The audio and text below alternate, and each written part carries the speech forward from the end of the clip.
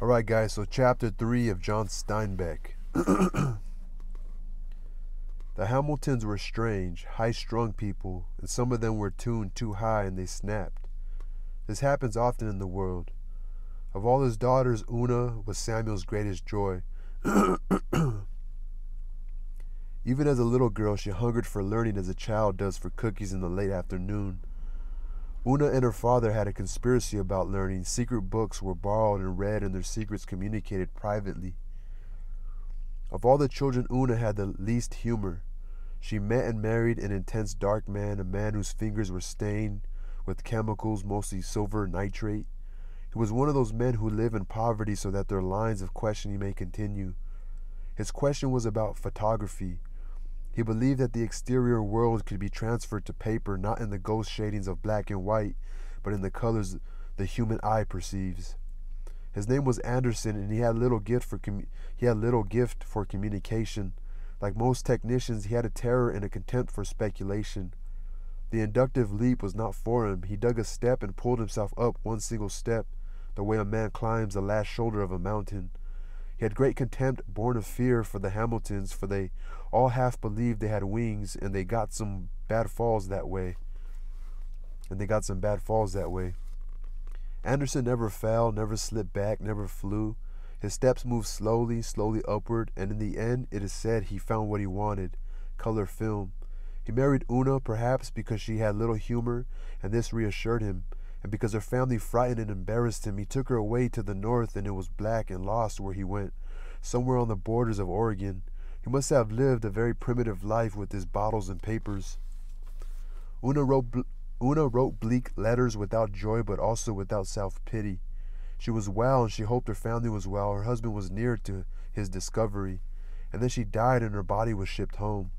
I never knew Una. She was dead before I remember, but George Hamilton told me about it many years later, and his eyes filled with tears and his voice croaked in the telling. Una was not a beautiful girl like Molly, he said, but she had the loveliest hands and feet. Her ankles were as slender as grass, and she moved like grass. Her fingers were long, and the nails narrow and shaped like almonds. And Una had lovely skin too, translucent, even glowing. She didn't laugh and play like the rest of us. There was something set apart about her. She seemed always to be listening. When she was reading, her face would be like the face of one listening to music. And when we asked her any question why, she gave the answer if she knew it, not pointed up and full of color and maybes and it might be's the way the rest of us would. We were always full of bull. There was some pure simple thing in Una, George said. And then they brought her home. Her nails were broken to the quick, and her fingers cracked and all worn out, and her poor dear feet. George could not go on for a while. And then he said, with the fierceness of a man trying to control himself, her feet were broken and gravel cut and briar cut. Her dear feet had not worn shoes for a long time, and her skin was rough as rawhide. We think it was an accident, he said. So many chemicals around, we think it was. But Samuel thought and mourned in the thought that the accident was pain and despair. Una's death struck Samuel like a silent earthquake. He said no brave and reassuring words. He simply sat alone and rocked himself. He felt that it was his neglect had done it. And now his tissue, which had fought joyously against time, gave up a little. His young skin turned old, his clear eyes dulled, and a little stoop came to his great shoulders. Liza, with her acceptance, could take care of tragedy. She had no real hope this side of heaven.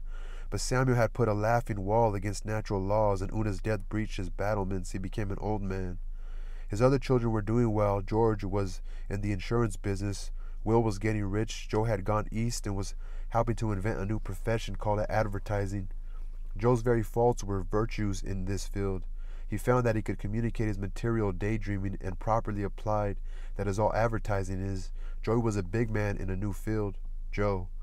The girls were married, all except Desi, and she had a successful dressmaking business in Salinas. Only Tom had never got started. Samuel told Adam Trask that Tom was arguing with greatness, and the father watched his son and could feel the drive and the fear, the advance and the retreat, because he could feel it in himself. Tom did not have his father's lyric softness or his gay good looks, but you could feel Tom when you came near to him. You could feel strength and warmth and an iron integrity. And under all of this was a shy shrinking. He could be as gay as his father, and suddenly in the middle it would be cut the way you would cut a violin string, and you could watch Tom go whirling into darkness. He was a dark-faced man. His skin, perhaps from sun, was a black red, as though some Norse or perhaps Vandal blood was perpetuated in him. His hair and beard and mustache were dark red too, and his eyes gleamed startlingly blue against his coloring. He was powerful, heavy of shoulders and arm, but his hips were slim. He could lift and run and hike and ride with anyone, but he had no sense of competition whatever. Will and George were gamblers and often tried to entice their brother into the joys and sorrows of venture. Tom said, "I've tried and it just seems tiresome. I've thought why this must be. I get no great triumph when I win and no tragedy when I lose. Without these it is meaningless. It is not a way to make money, that we know, and unless it can stimulate birth and death, joy and sorrow, it seems, at least to me, it doesn't feel at all. I would do it if I felt anything, good or bad." Will did not understand this. His whole life was competitive, and he lived by one kind of gambling or another. He loved Tom, and he tried to give him the things he himself found pleasant. He took him into business and tried to inoculate him with the joys of buying and selling, of outwitting other men, of judging them for a bluff, of living by maneuver. Always Tom came back to the ranch puzzled, not critical, but feeling that somewhere he had lost track. He felt that he should take joy in the man pleasures of contest, but he could not pretend to himself that he did. Samuel had said that Tom always took too much on his plate, whether it was beans or women, and Samuel was wise, but I think he knew only one side of Tom. Maybe Tom opened up a little more for children. What I set down about him will be the result of memory plus what I know to be true, plus conjecture built on the combination. Who knows whether it will be correct? We lived in Salinas, and we knew when Tom had arrived. I think he always arrived at night, because under our pillows, Mary's and mine, there would be packages of gum. And gum was valuable in those days, just as a nickel was valuable. There were months when he did not come, but every morning as soon as he awakened, we put our hands under our pillows to see. And I still do it, and it has been many years since there has been gum there. My sister Mary did not want to be a girl. It was a misfortune. She could not get used to it. She was an athlete, a marble player, a pitcher of one cat, and the trappings of a girl inhibited her. Of course, this was long before the compensations for being a girl were apparent to her. Just as we knew that somewhere on our bodies, probably under the arm, there was a button which, if pressed just right, would permit us to fly. So Mary had worked out a magic for herself to change her over into the tough little boy she wanted to be. If she went asleep in a magical position, knees crooked just right, head at a magical angle, fingers all crossed one over the other, in the morning she would be a boy. Every night she tried to find exactly the right combination, but she never could. I used to help her cross her fingers like shiplap. She was despairing of ever getting it right when one morning there was gum under the pillow. We each peeled a stick and solemnly chewed it. It was B-Man's peppermint, and nothing so delicious has been made since. Mary was pulling on her long black ribbed stockings when she said with great relief, Of course what?" I asked. "Uncle Tom," she said, and chewed her gum with great snapping sounds. "Uncle Tom what?" I demanded. He'll know how to get to be a boy." There it was, just as simple as that. I wondered why I hadn't thought of it myself. Mother was in the kitchen overseeing a new little Danish girl who worked for us. We had a series of girls. New-come Danish farm families put their daughters out to service with American families, and they learned not only English but American cooking and table setting and manners and all the little niceties of life in Salinas. At the end of a couple of years of this, at $12 a month, the girls were highly desirable wives for American boys. Not only did they have American manners, but they could still work like horses in the fields. Some of the most elegant families in Salinas today are descended from these girls. It would be flaxen-haired Mathilde in the kitchen when mother chucking over her like a with mother clucking over her like a hen. We charged in. "Is he up?" "Shh," said mother. "He's got in late. You let him sleep." But the water was running in the basin of the back bedroom, so we knew he was up. We crouched like cats at his door, waiting for him to emerge. There was always a little difference between us at first. I think Uncle Tom was as shy as we were. I think he wanted to come running out and toss us in the air, but instead we were all formal. "Thank you for the gum, Uncle Tom." "I'm glad you liked it. Do you think we'll have any oysters loaf late at night while you're here?" "We'll certainly try if your mother will let you." We drifted into the sitting room and sat down. Mother's voice called from the kitchen. "Children, you let him alone." "They're all right, Ollie," he called back. We sat in a triangle in the living room. Tom's face was so dark and his eyes so blue. He wore good clothes, but he never seemed well dressed. In this he was very different from his father. His red mustache was never neat, and his hair would not lie down, and his hands were hard from work. Mary said, "Uncle Tom, how do you get to be a boy?" "How? Why, Mary, you're just born a boy." "No, that's not what I mean. How do I get to be a boy?" Tom studied her gravely. "You?" he asked. Her words poured out. "I don't want to be a girl, Uncle Tom. I want to be a boy." A girls all kissing and dolls. I don't want to be a girl. I don't want to. Tears of anger welled up in Mary's eyes. Tom looked down at his hands and picked out a loose piece of callus with a broken nail. He wanted to say something beautiful, I think. He wished for words like his father's words, sweet-winged words, cooing and lovely. I wouldn't like you to be a boy, he said. Why not? I like you as a girl.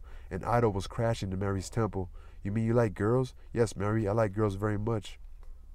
A look of distaste crossed Mary's face. If it were true, Tom was a fool. She put on her don't give me any of that crap tone. All right, she said, but how do I get to go about being a boy? Tom had a good ear. He knew he was really down in Mary's estimation, and he wanted her to love him and to admire him. At the same time, there was a fine steel wire of truthfulness in him that cut off the heads of fast-traveling lies. He looked at Mary's hair so light that it was almost white and braided tight to be out of the way, and dirty at the end of the braid, for Mary wiped her hands on her braid before she made a difficult marble shot. Tom studied her cold and hostile eyes. I don't think you really want to change. I do. Tom was wrong. She really did. Well, he said, you can't, and someday you'll be glad. I won't be glad, said Mary. She turned to me and said with a frigid contempt, he doesn't know. Tom winced, and I shivered at the immensity of her criminal charge. Mary was braver and more ruthless than most. That's why she won every marble in Salinas. Tom said uneasily, if your mother says it's all right, I'll order the oyster loaf this morning and pick it up tonight. I don't like oyster loaves. I don't like oyster loaves, said Mary, and stalked to our bedroom and slammed the door. Tom looked ruefully after her. She's a girl, all right, he said. Now we were alone together, and I felt that I had to heal the wound Mary had made. I love oyster loaves, I said. Sure you do, so does Mary. Uncle Tom, don't you think there's some way for her to be a boy? No, I don't, he said sadly. I would have told her if I had known. She's the best pitcher in the West End. Tom sighed and looked down at his hands again. I could see his failure on him, and I was sorry for him. Aching sorry. I brought out my hollowed cork with pins stuck down to make bars. Would you like to have my fly cage, Uncle Tom? Oh, he was a great gentleman. Do you want me to have it? Yes, you see, you pull up a pin to get the fly in, and then he sits in there and buzzes. I like to have it very much, thank you, John. He worked all day with a sharp, tiny pocket knife on a small block of wood, and when we came home from school, he had carved a little face. The eyes and ears and lips were movable, and little perches connected them with the inside of the hollow head. At the bottom of the neck there was a hole closed by a cork, and this was very wonderful. You caught a fly and eased him through the hole and set the cork, and suddenly the head became alive.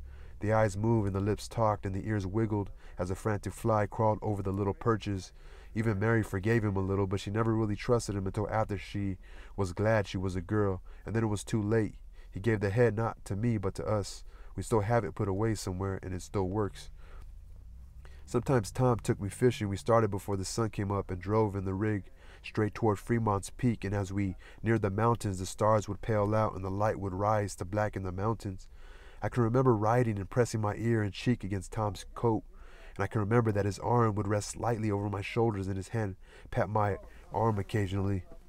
Finally, we would pull up under an oak tree and take the horse out of the shafts, water him at the stream side, and halter him to the back of the rig. I don't remember that Tom talked. Now that I think of it, I can't remember the sound of his voice or the kind of words he used. I can remember both about my grandfather, but when I think of Tom, it is a memory of a kind of warm silence. Maybe he didn't talk at all. Tom had beautiful tackle and made his own flies, but he didn't seem to care whether he caught trout or not. He needed not to triumph over animals. I remember the five-fingered ferns growing under little waterfalls, bobbing their green fingers as the droplets struck them. And I remember the smells of the hills, wild azalea, and a very distant skunk, and the sweet cloy of lupin and horse sweat on harness. I remember the sweeping, lovely dance of high buzzards against the sky and Tom looking long up at them. But I can't remember that he ever said anything about them. I remember holding the bite of a line while Tom drove pegs and braided a splice. I remember the smell of crushed ferns in the creel and the delicate sweet odor of fresh damp rainbow trout lying so prettily on the green bed. And finally I can remember coming back to the rig and pouring rolled barley into the leather feed bag and buckling it over the horse's head behind the ears. And I have no sound of his voice or words in my ear. He is dark and silent and hugely warm in my memory. Tom felt his darkness. His father was beautiful and clever. His mother was short and mathematically sure. Each of his brothers and sisters had looks or gifts or fortune. Tom loved all of them passionately, but he felt heavy and earthbound. He climbed the static mountains and floundered in the rocky darkness between the peaks. He had spurts of bravery, but they were bracketed in batons of cowardice. Samuel said that Tom was quavering over greatness, trying to decide whether he could take the cold responsibility.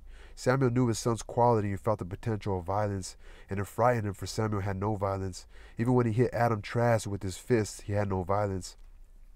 And the books that came into the house, some of them secretly well. Samuel rode lightly on top of a book, and he balanced happily among ideas the way a man rides white rapids in a canoe. But Tom got into a book, crawled and grovelled between the covers, tunneled like a mole among the thoughts, and came up with the book all over his face and hands. Violence and shyness. Tom's loins needed women, and at the same time he did not think himself worthy of a woman. For long periods he would welter in a howling celibacy, and then he would take a train to San Francisco and roll and wallow in women, and then he would come silently back to the ranch, feeling weak and unfulfilled and unworthy, and he would punish himself with work, would plow and plant unprofitable land, would cut tough oak wood until his back was breaking and his arms were weary rags. It is probable that his father stood between Tom and the sun, and Samuel's shadow fell on him. Tom wrote secret poetry, and in those days it was only sensible to keep it secret. The poets were pale emasculates, and Western men held them in contempt. Poetry was a symptom of weakness, of degeneracy and decay. To read it was to court catcalls. To write it was to be suspected and ostracized. Poetry was a secret vice, and properly so.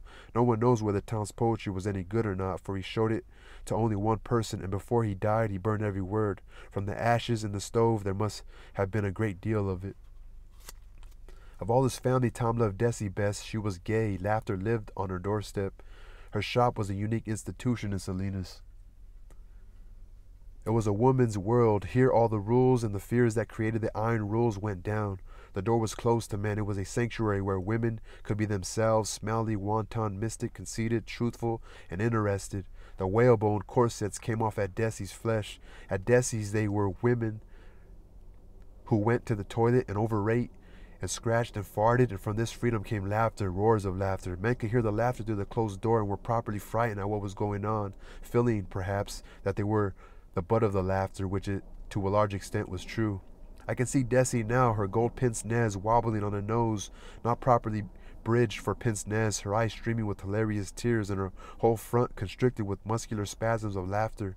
Her hair would come down and drift between her glasses and her eyes, and the glasses would fall off her wet nose and spin and swing at the end of their black ribbon. You had to order a dress from Desi months in advance, and you made 20 visits to her shop before you chose material and pattern. Nothing so healthy as Desi had ever happened to Salinas. The men had their lodges, their clubs, their whorehouses, the women nothing but the altar guild and the mincing coquetry of the minister until Desi came along, and then Desi fell in love. I do not know any details of her love affair, who the man was or what the circumstances, whether it was religion or a living wife, a disease or a selfishness. I guess my mother knew, but it was one of those things put away in the family closet and never brought out. And if other people in Salinas knew, they must have kept it a loyal town secret. All I do know is that it was a hopeless thing, gray and terrible. After a year of it, the joy was all drained out of Desi and the laughter had ceased. Tom raged crazily through the hills like a lion in horrible pain. In the middle of the night, he saddled and rode away, not waiting for the morning train to Salinas. Samuel followed him and sent a telegram from King City to Salinas. And when in the morning Tom, his face black, spurred his spent horse up John Street, Salinas, the sheriff was waiting for him. He disarmed Tom and put him in a cell and fed him black coffee and brandy until Samuel came for him. Samuel did not lecture Tom. He took him home and never mentioned the incident, and a stillness fell in the Hamilton place. That was part one.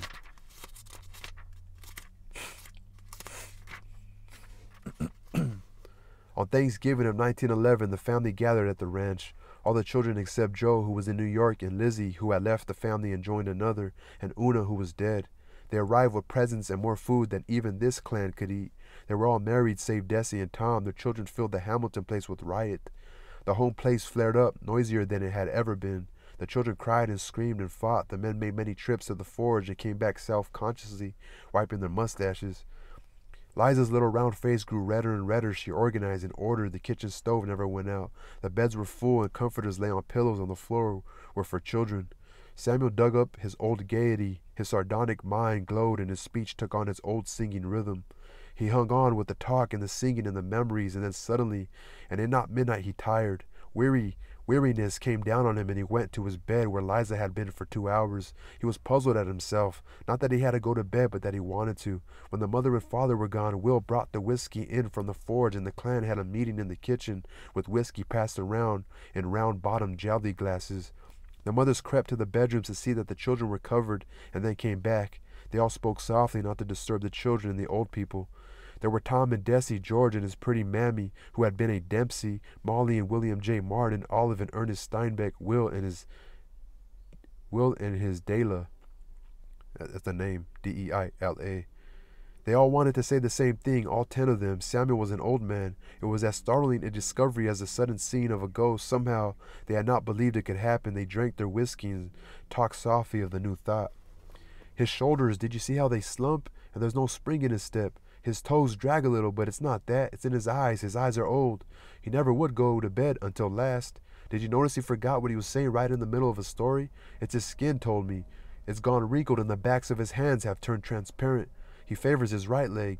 Yes, but that's the one the horse broke. I know, but he never favored it before. They said these things in outrage. This can't happen, they were saying. Father can't be an old man. Samuel was young as the dawn, the perpetual dawn. He might get old as midday, maybe, but sweet God, the evening cannot come, and the night, sweet God, no.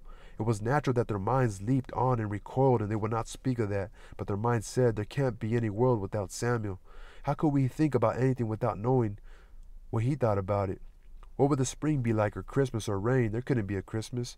Their minds shrank away from such thinking, and they looked for a victim, someone to hurt because they were hurt. They turned on Tom. You were here. You've been here all along. How did this happen? When did it happen? Who did this to him? Have you by any chance done this with your craziness? And Tom could stand it because he had been with it. It was Una, he said hoarsely. He couldn't get over Una. He told me how a man, a real man, had no right to let sorrow destroy him. He told me again and again how I must believe that time would take care of it. He said it so often that I knew he was losing. Why didn't you tell us? Maybe we could have done something. Tom leaped up, violent and cringing. God damn it! What was there to tell? That he was dying of sorrow? That the marrow melted out of his bones? What was there to tell? You weren't here. I had to look at it and see it. I had to look at it and see his eyes dying. I had to look at it and see his eyes die down, God damn it. Tom went out of the room and they heard his clodhopper feet knocking on the flinty ground outside. They were ashamed, Will Martin said. I'll go out and bring him back. Don't do it, George said quickly, and the blood kin nodded. Don't do it. Let him alone. We know him from the insides of ourselves. In a little while, Tom came back. I want to apologize, he said. I'm very sorry. Maybe I'm a little drunk. Father calls it jolly when I do it. One night I rode home. It was a confession. And I came staggering across the yard, and I fell into the rose bush and crawled up the stairs on my hands and knees, and I was sick on the floor beside my bed. In the morning, I tried to tell him I was sorry, and do you know what he said? Why, Tom, you were just jolly. Jolly. If I did it, a drunken man didn't crawl home, just jolly.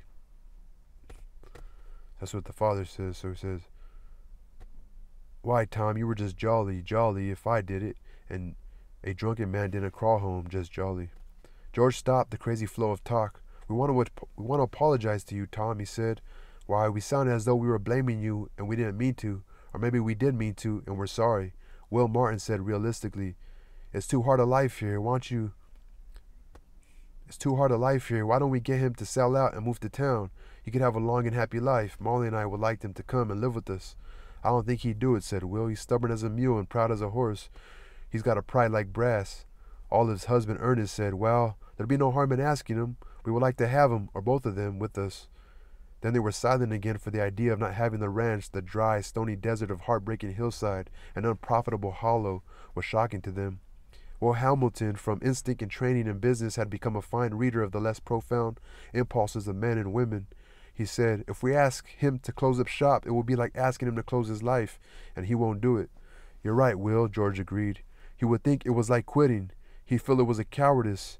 No, he would never sell out, and if he did, I don't think he would live a week. Will said, there's another way. Maybe he could come for a visit. Tom can run the ranch. Tom can run the ranch. It's time father and mother saw something of the world. All kinds of things are happening. It would freshen him, and then he could come back and go to work again. And after a while, maybe he wouldn't have to. He says himself that thing about time doing the job dynamite can't touch. Desi brushed the hair out of her eyes. I wonder if you really think he's that stupid, she said. And Will said out of his experience, sometimes a man wants to be stupid if it lets him do a thing his cleverness forbids. We can try it anyway. What do you all think? There was a nodding of heads in the kitchen, and only Tom sat rock-like and brooding. Tom, wouldn't you be willing to take over the ranch? George asked. Oh, that's nothing, said Tom. It's no trouble to run the ranch because the ranch doesn't run. Never has. Then why don't you agree? I'd find a reluctance to insult my father, Tom said. He'd know. But where's the harm in suggesting it? Tom rubbed his ears until he forced the blood out of them, and for a moment they were white. I don't forbid you, he said, but I can't do it. George said, we could write it in a letter, a kind of invitation full of jokes, and when he got tired of one of us, why, he could go to another. There's years of visiting among the lot of us. And that was how they left it.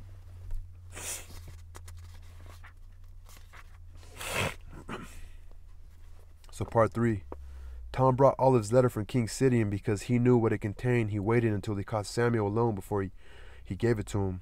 Samuel was working in the forge and his hands were black. He took the envelope by a tiny corner and put it on the anvil, and then he scrubbed his hands in the half-barrel of black water into which he plunged hot iron.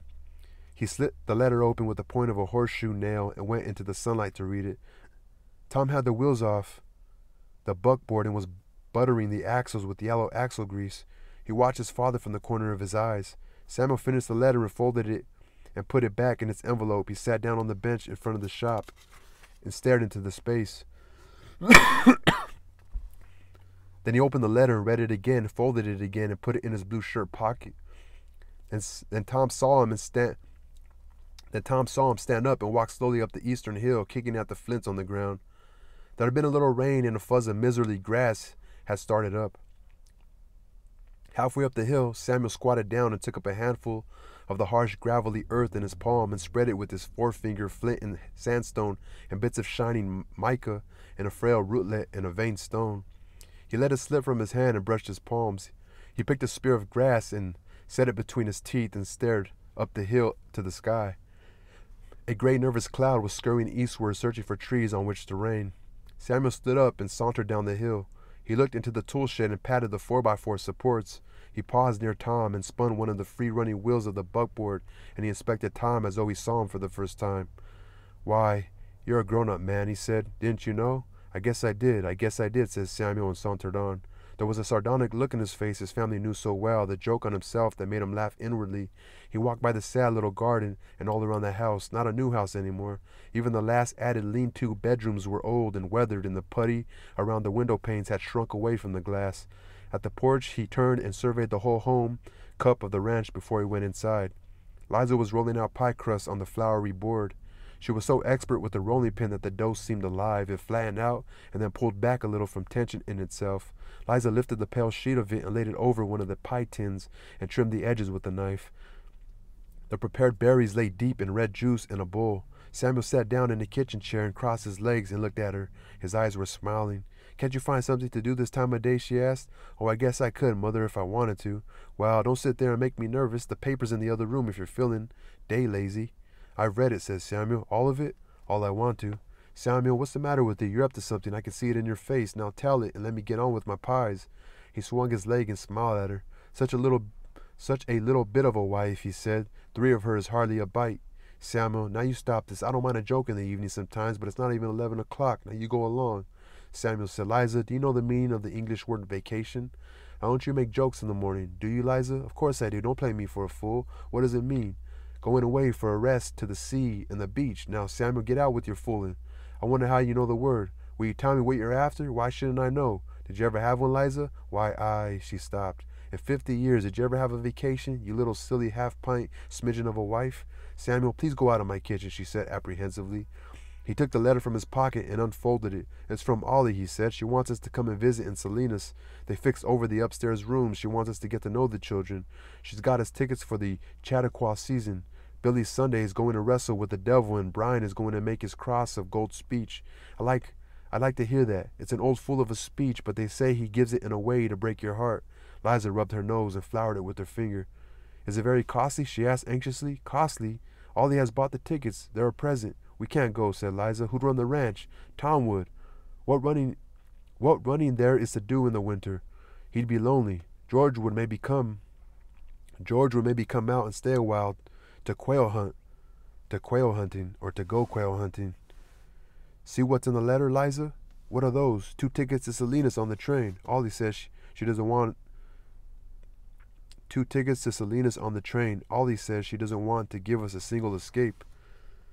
You can just turn them in and send her back the money. No, I can't. Why, Liza, mother? Now don't. Here's a handkerchief. That's a dish towel, said Liza. Sit here, mother. There. I guess the shock of taking a rest kind of threw you. Here. I know it's a dish towel. They say that Billy Sunday drives the devil all over the stage. That's a blasphemy, said Liza. But I'd like to see it, wouldn't you? What did you say? Hold up your head. I didn't hear you. What did you say? I said yes, said Liza. Tom was making a drawing when Samuel came in to him. Tom looked at his father with veiled eyes, trying to read the effect of Olive's letter. Samuel looked at the drawing. What is it?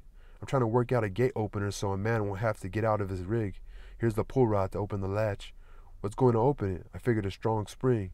Samuel studied the drawing. Then what's going to close it? This bar here. It would slip to this spring with the tension the other way. I see, said Samuel. It might work too if the gate was truly hung, and it would only take twice as much time to make and keep up as 20 years of getting out of the rig and opening the gate. Tom protested, sometimes with a skittish horse. I know, said his father, but the main reason is that it's fun. Tom grinned. Caught me, he said. Tom, do you think you could look after the ranch if your mother and I took a little trip? Why, sure, said Tom. Where do you plan to go? Ollie wants us to stay with her for a little while in Salinas. Why, that would be fine, said Tom. Is mother agreeable? She is, always forgetting the expense. That's fine, said Tom. How long do you plan to be gone? Samuel's jeweled, sardonic eyes dwelt on Tom's face until Tom said, What's the matter, father? It's the little tone, son. So little that I could barely hear it. But it was there. Tom, my son, if you have a secret with your brothers and sisters, I don't mind. I think that's good. I don't know what you mean, said Tom. You may thank God you didn't want me to be an actor, Tom, because you would have been a very bad one. Or you may thank God you didn't want to be an actor, Tom, because you would have been a very bad one. You worked it out at Thanksgiving, I guess, when you were all together, and it's working smooth as butter. I see Will's hand in this. Don't tell me if you don't want to. I wasn't in favor of it, said Tom. It doesn't sound like you, his father said. You'd be for scattering the truth out in the sun for me to see. Don't tell the others I know.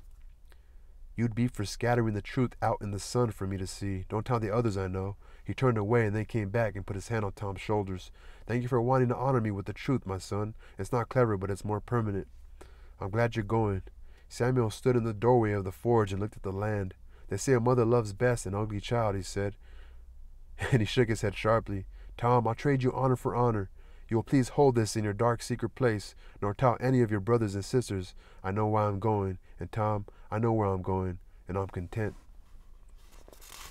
So I feel like he knows he's gonna retire. He's gonna get old over there. So they're introducing Tom. They're introducing Tom, so Tom's gonna be like the keeper of the farm. Tom seems like a cool guy. Peace, y'all.